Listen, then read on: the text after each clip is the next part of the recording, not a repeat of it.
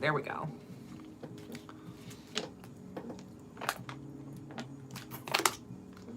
You guys, I am literally just in my caftan, and but I wanted to come on here because I have something kind of funny to share with you. Oh, we're a little oily today. We are a little oily today. That's okay.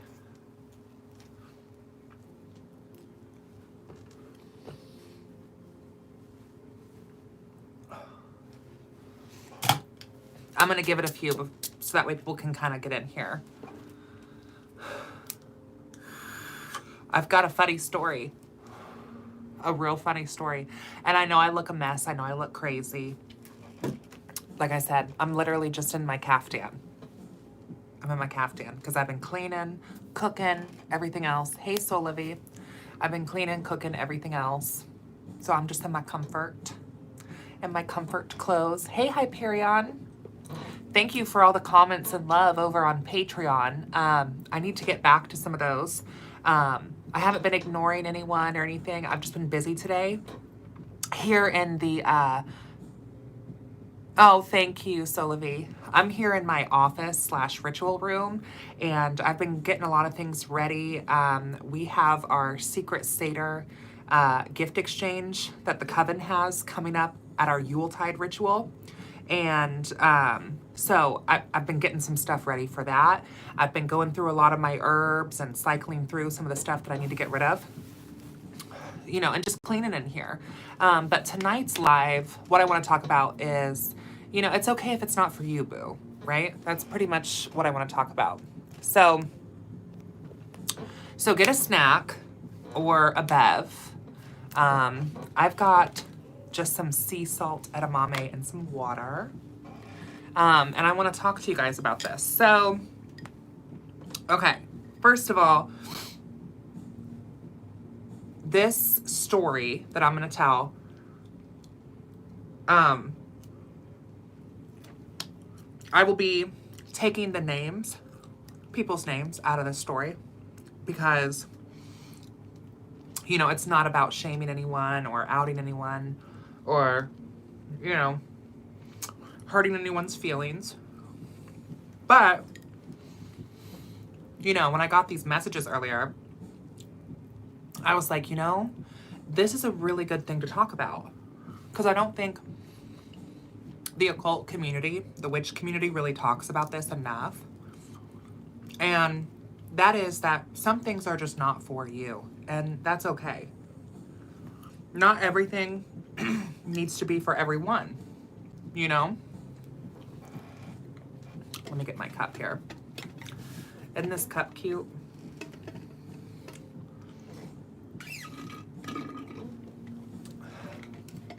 I'm gonna finish, I just finished the rest of my coffee in there so that way I can throw my edamame shells in here. Do you guys like edamame? But not everything is for everyone, and that's okay. Not every kind of magic is gonna be for every kind of witch. Not every tradition and lineage is gonna be for every person. Yeah, this is not about shade. This is not about shade at all. This actually, the person in question is someone I actually have so much respect for. This person is a student of mine and a client of mine. So, I mean, I'm using this example to kind of talk about a message that I want to talk about. I'm not trying to expose them or shame them or pick on them or anything like that. What I am doing is I want to talk about this. So, this student and client of mine, they have been a student of mine for about the past 2 years, taking classes at the store, and getting services from me. And, you know, they really have a heart of gold. They really do. They're a really kind, sweet, generous soul. And, I mean, I've never gotten a bad vibe off of them. And they are someone who is incredibly eager to learn and grow in the craft as much as they can. you know? And I really, I admire that about people because, you know, I've said this before, but I feel like the craft is very much the spiral path, right? That we consistently are learning and growing and revisiting things. Now, that being said, from what I've seen, this person is also a little bit more, I would say, on the new age side than the occult side. Okay? And there's a big difference there between the new age and the occult. Now, I am not necessarily someone who really is on the new age side of things. I would definitely consider myself to be more of an occultist and more on the occult side. However, you know, I've been on the new age side. I've worked on the new age side. I used to work at this very popular new age store. Not the one I work at now, but the one I worked at before. I used to work at this incredibly popular, very commercial new age store in my city, and I'm not going to say which one. And that just wasn't for me. And that's okay. Just like what I'm about to talk about wasn't for this student, wasn't for this person, right? Yeah, they are different perspectives, so Olivia, exactly. And it's okay for things, multiple different things to be true at the same time, right? But how things are viewed on the occult side versus how things are viewed on the new age side, very different. Very, very different. So let me just get to the chase here. So my point is, not everything is for you, boo, and that's okay. And what I mean by that is when it comes to magic, when it comes to ritual, when it comes to witchcraft. So one of my students and clients of mine hit me up a little bit ago. This was, I want to say maybe a week and a half or so ago. And she says, hey, you know, I just got back from this trip and I'm feeling super charged with energy. And I want to take this energy and put it into some work. And I kind of think what I want to do is kind of some baneful magic, which was a little bit surprising to me because, like I said, she's always, to me, kind of struck me as more on the new age path, and that's just not really something that's typically done from a right-handed path or from the new age path. And, like, so when she told me that she was kind of interested in maybe doing, like, some baneful magic, I was like, okay, like, you know, maybe she's leaning a little bit more onto the occult side. Or maybe she's just interested in experimenting with some like warrior-esque magic, right? So I was like, okay, like what's going on? You know? Because I do spellcraft consultations and stuff. So I was like, well, what's going on? Like, what do you mean you want to get into like some baneful magic? And she was like, well, you know, there's this situation with an employee of ours talking about their partner. This situation with this employee, and, you know, the employee has said some very questionable things and has kind of alluded to or hinted at or kind of subtly threatened some very inappropriate actions. And my student, the person who's talking to me about this situation, was like, you know, normally baneful sort of magic is just not my thing. And it is not something that I would normally do at all. And she was like, but, you know, in this particular situation, I feel very much moved and called to do this kind of work. You know, she was like, but I'm not exactly sure what I want to do and how I want to do it, right? And that's a common thing is a lot of times when it comes to baneful work, people will have an impulse to want to do something or to react with something, right? But they don't necessarily think everything through or have a proper course of action. They just know that, you know, they want retribution, they want vengeance, they want revenge, even, that they want to cause harm, illness, strife. But they don't always know how they want to do it and how they want to conjure it. And that's why I think baneful work really requires a lot of serious thought. And it isn't something that should be taken lightly. And always, no matter what kind of magic or spellcraft you're doing, you should be practicing some sort of divination prior to doing your spell work. If you cannot do divination, you should not be doing spell work. Because you should be pulling some cards or doing some divination prior to doing anything to see how everything is going to be affected, or if it's a good idea for you to be doing that. Just because you maybe feel like you want to do it doesn't mean that that's the best decision for you to be doing. So I told them that. I was like, for one, I think you should pull some cards. And this is someone who's taken my tarot class, so like they know how to read cards, I was like, I think you should pull some cards first, take a look at the cards, kind of see what the cards have to say. What are you kind of thinking of doing? Like, what exactly are you wanting here?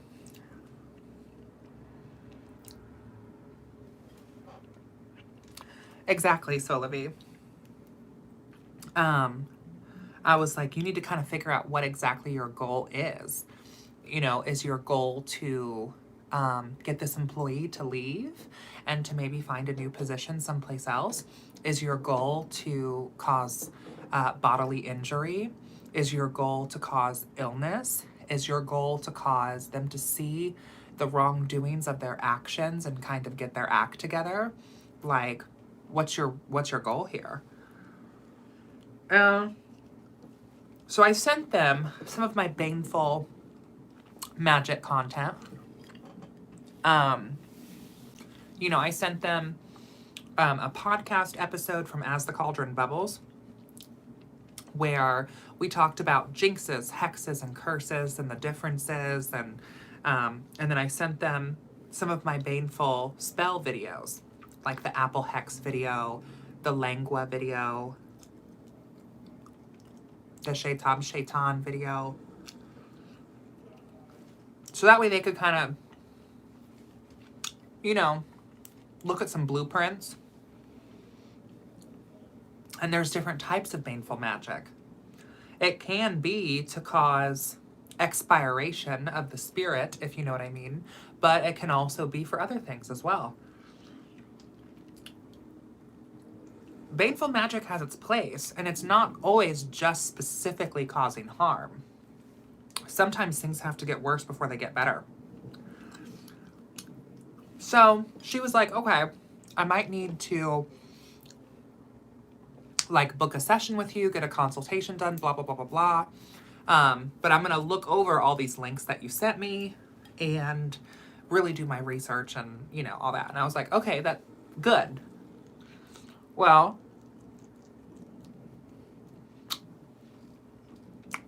sorry, I just heard from them today. And they sent me a message. And they were like, and I'm going to kind of summarize here. But they sent me a message and they were like, hey, or no, let me backtrack. So they sent me a message a couple days after that, and they were like, oh my gosh, I watched one of your videos, blah, blah, blah, blah, blah.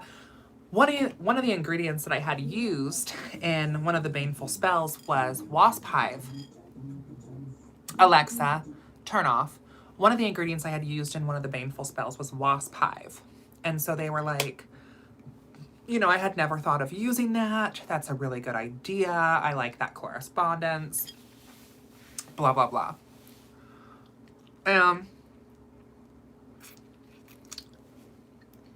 They were like, but where am I going to get wasp hive this time of year? Because it's November here, or I'm sorry, it's December here, which means it's very cold.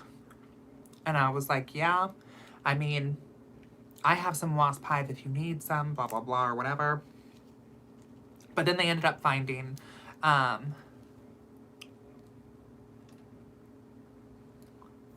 right. Well, then they ended up finding some wasp hive, which just happens to be like kind of a miracle. And they sent me a picture. And they're like, oh my God, look what I found. I was like, oh my God. See? I'm a big believer that the spirits can and do and will provide what is needed. Well, so then a couple days later, so today, they sent me a message and they're like, hey girl, so I had everything ready to do this work, right? I had the candles, the oils, the ingredients, you know, the right planetary, whatever, astrology, full moon, da da da da da da da, right? The right lunar positions.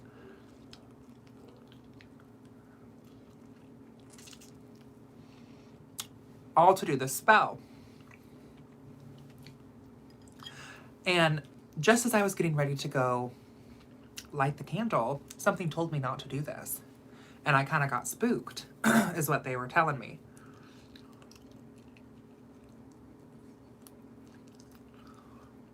So they didn't. They decided that maybe this work was not meant for them, right? And I think that is so wise and so important because, you know, if at any point in your ritual work something doesn't feel right, you need to listen to that. That is your spirits and that is your intuition trying to guide you and let you know, this is not for us or this is not for you. So even though she thought that she wanted to do this baneful magic on this person, and she felt totally justified in doing so, and she had pulled cards on it, and the cards had suggested for her to go ahead with the actions that she wanted to do. Something in her spirit told her right at the last minute, hey, don't do this. Right at the last minute. And I know that some people would feel a little bit of shame in that. Like, oh, why shouldn't I do this? Or I've prepared everything and now I'm just suddenly not supposed to do this. Yeah, don't do it. That's kind of my point, is you need to really listen to your intuition and to your spirits. And what one practitioner is doing over here does not mean that's what you need to be doing over there. Every practitioner is different. Their code of conduct, how they operate, what they deem to be appropriate is going to be different, right?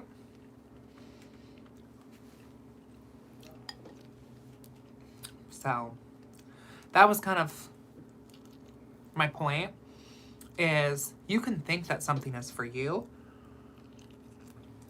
because they told me, they were like, hey, like, I've got nothing against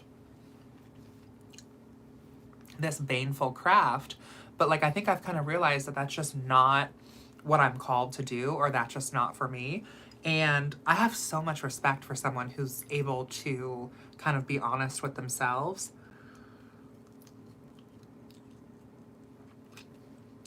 And she took a chance. She tried something new. She realized that in the end, in this case at least, this was not the answer for her. And that's great. That's great to me. So I think that the message here is that you need to be trusting your intuition at all times.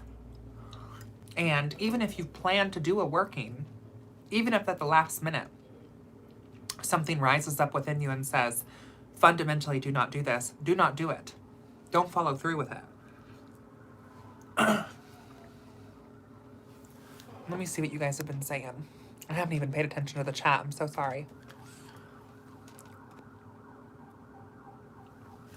I have only done spells and others, and if I away twice, mostly I do protection and healing or some other route. Yeah. You know, I don't think that baneful magic ever needs to be necessarily the first option to jump to.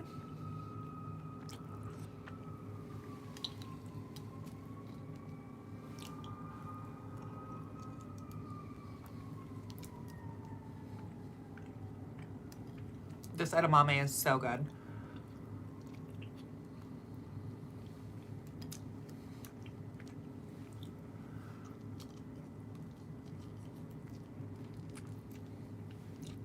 And it's fun to eat. I always like to heavily salt mine. So, do you guys eat the skins? I don't.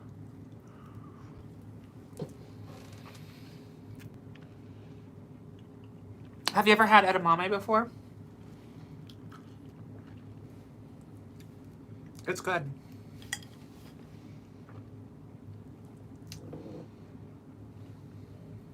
It is also crazy good for you. Super, super good for you. It's basically like a superfood. Really good for your heart and your cardiovascular system, your blood pressure. Which, I mean, not the way I eat it, because I dump like half a pound of salt over the edamame, but, you know, moderation.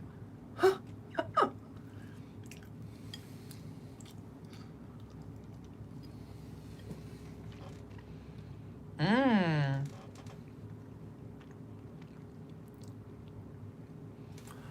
The free will of others affecting things, yeah.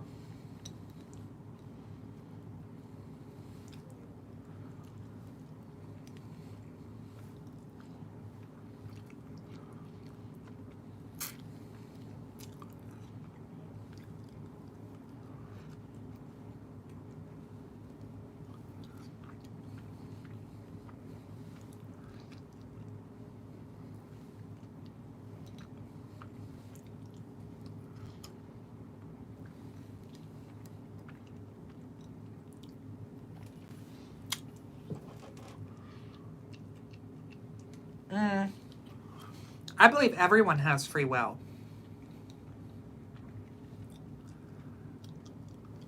I believe everyone has free will. And I was talking to one of my friends about this last night, but I don't believe that you can also completely strip away someone's free will. I believe that you can influence the free will of other people. I don't believe you can completely control it, manipulate it, and contort it, though. And actually, I think in like a couple weeks or so, I'm supposed to be on a live stream with a friend talking about love spells and demons. And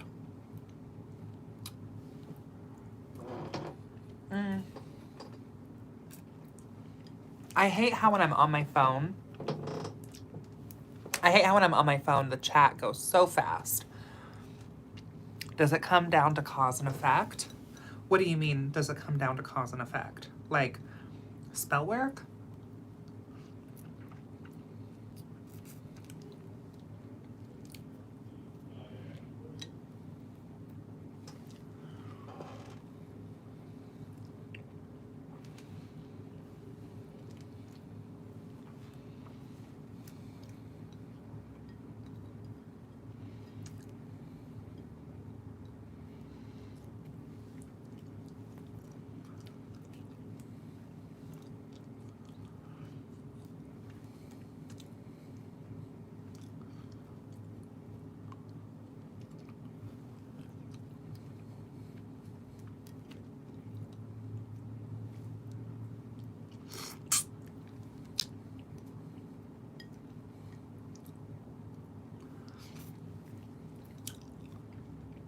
Do any of you guys eat these shells? Because I definitely don't. I just eat the beans that are in the shells.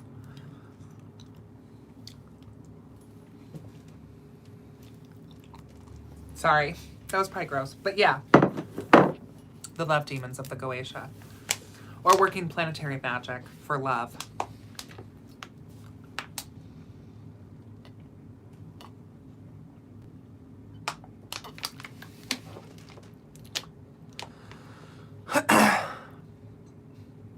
I think that free will does change things, but I think that anytime you're doing spell work, I think that's where divination comes into play, because divination can kind of help,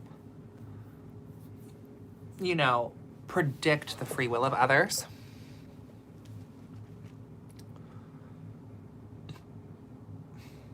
Yeah, I don't eat the shells either, you guys.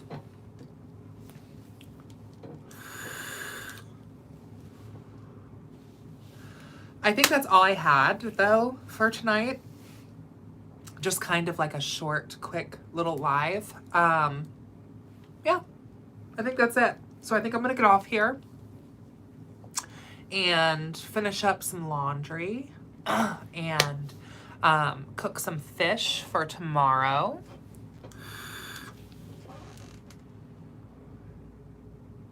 Okay, what are your thoughts on karma if you don't do spell work on someone? What are my thoughts on karma? I personally don't believe in karma, I think, the way that most Westerners believe in karma. I'm not overly concerned with karma in terms of spell work. You know, in the Vedas, there's talk about dharma and karma. Dharma basically essentially being the will of God, like destiny, like things outside of your control. And karma being like your personal will and your personal choices. So kind of like destiny and free will. And I believe in destiny and free will. But in the West, there's this very odd version that's talked about karma that basically the idea is that what goes around comes around. That's the idea that most Westerners are talking about when they're talking about karma.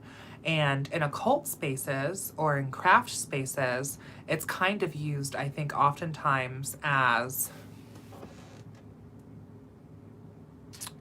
yeah, absolutely. You know, karma is kind of used oftentimes in these spaces as, I think, kind of a wing clipper, in the sense that the magic that you do, will it have effects? Yes. Will there be ripples? Causation? Cause and effect? Yes. There will be some of that. I do not believe that that ripple effect is cosmic in nature at all. If I choose to take a rock and throw it into a pond, there's going to be ripples, right? If I choose to take my magic for better or for worse, and for positive or negative intentions, and throw it out there, there's going to be ripple effects in the same way.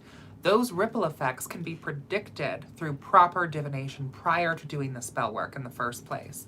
So you should be pulling cards, reading runes, throwing the bones, doing some sort of divination prior to. It's not about eating edamame. I was just having a snack while I was talking about what a story about one of my students. And now I'm talking about karma. So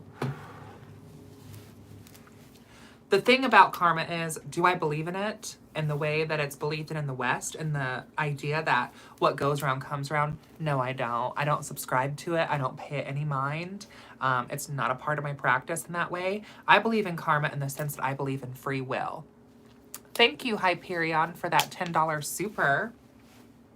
That's very kind of you. I believe in karma in the sense that I believe in free will.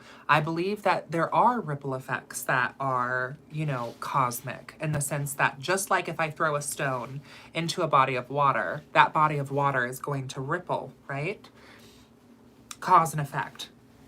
Just like spell work, if I choose to throw some spells out into the astral, there's going to be cause and effect with that. But the cause and effect of that spell can typically be pretty well determined just through divination alone.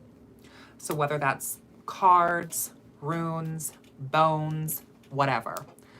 When it comes to baneful magic, and when I was talking about one of my students who wanted to get into some baneful magic, who they've been a divination and a spellcraft student of mine for about 2 years, but they've never really done a whole lot of baneful work before, and they were kind of thinking about getting into it. And, you know, I think that if you feel pulled or called to go in any specific direction in the craft, you should listen to that. Oh, that's a really good question, Neon Cicada. Do you think that feelings of guilt are related to karma? I absolutely think that they could be. That could be a ripple effect, right? Like in the moment with this particular student, they thought that they wanted to do this apple hex.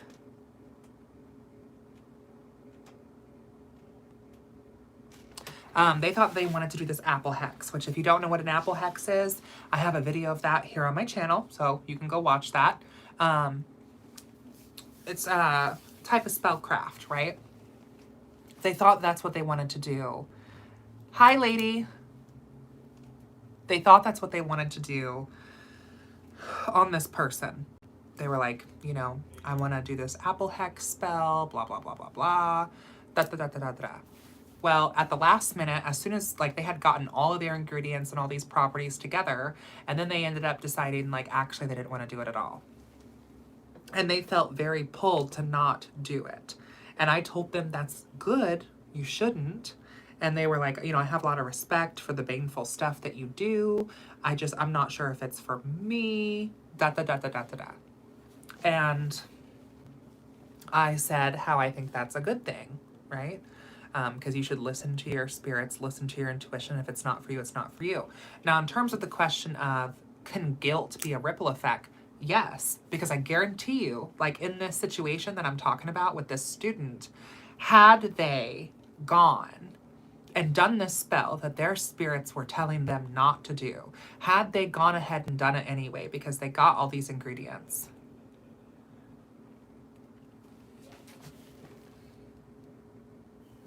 had they gone ahead and done it anyway, they probably would have felt really guilty about it.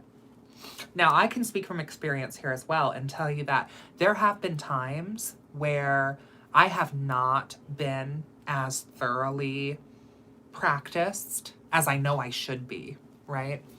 And there are times where I'm in the heat of the moment and the energy is just radiating off of me, like an energy powerhouse conduit of the arcane, if you will. And something's happened, and you know, I'm like, oh, da da da da da, like, you know, I'm ready to come in, get some jars, get some candles, get some ingredients, print off a photo, da da da da da, you know, do this work. And there's times where I feel so righteous in my spite or my anger that I don't even want to pull cards. And there's been times where I've definitely gone after someone so hard to where later I was like, you know, was my anger justified? Yes. Was my response maybe a little overkill? Also, yes.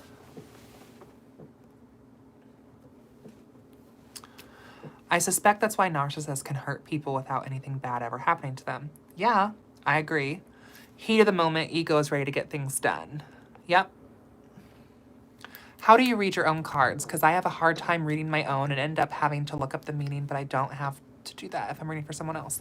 See, the thing is, when I read for myself, I read typically RWS, because RWS, Rider-Waite-Smith, is a traditional divinatory language that you cannot just make up, right? Now, there are psychic aspects to it and intuition to it, but for example, in RWS, like the Queen of Swords is never in a million years going to mean the Two of Cups or the Ten of Swords or the Five of Wands or the Tower card. All of these meanings have their own, or all these cards have their own meaning. So if I was going to read for myself, I would read RWS because there's no lying to yourself with RWS. I don't struggle at all with reading for myself. And I think that anyone who is truly fluent in tarot, not oracle, but tarot, and what I mean by that is there's lots of different types of cards out there, There's plenty of them that are oracle cards. You can get oracle cards on vampires, demons, angels, nature, the elements, witches, whatever. There's tons of different themes. They could have 50 cards, 100 cards, 24 cards. Those are oracle cards. Oracle cards don't typically follow any sort of organized system, and they're purely based off of the subconscious mind and intuition of the reader who's reading them and interpreting them. Tarot cards are not like that. Tarot cards are always going to have 22 major arcana and 56 minor arcana, no more, no less. If there's any more or any less than that, it's not a tarot deck. Tarot is also going to have these traditional cards, right? Like the Hierophant, the High Priestess, the Death card, the World card. You're also always going to have 4 suits. You're always going to have earth, air, fire, water represented within tarot. You know, the pentacles or the coins, the cups, the wands or the staves, the swords. You're always going to have pips. You're always going to have ace through 10. Ace, 2, 3, 4, 5, 6, 7, 8, 9, 10. And you're always going to have 16 court cards. You know, your page, knight, queen, and king of each suit. You're always going to have those. If the deck doesn't have those, it's not a tarot deck.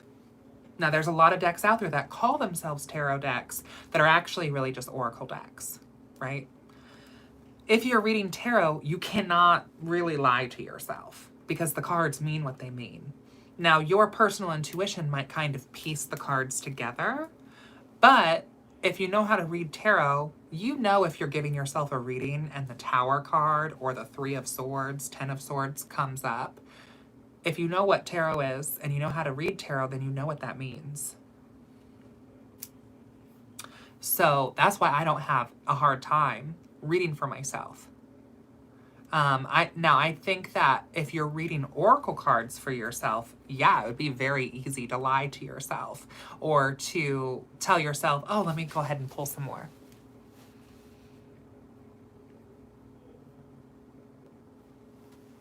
Yeah. Thank you guys all, though, for tuning in. I just intended this to be like kind of a quick live, and I've been on for almost 40 minutes. But my main message that I want to come on here, even though I look a hot damn mess with my hair all tied up and wearing literally my house caftan, my house dress, the main thing I want to come on here is trust your intuition, right? No matter what, if you are doing a spell and something tells you don't do this or don't use that ingredient or whatever the case is, trust your intuition. Not every type of magic is going to be for every type of practitioner. You know, if something doesn't feel right to you, it probably isn't right. So don't just take what other people are doing on the internet as gospel. You need to have your own personal gnosis in your practice. Now, that being said, you can take inspiration from other people's work and other people's videos, but you need to find a way to make it your own and connect to it. So anyway, until next time, right? Blessed be.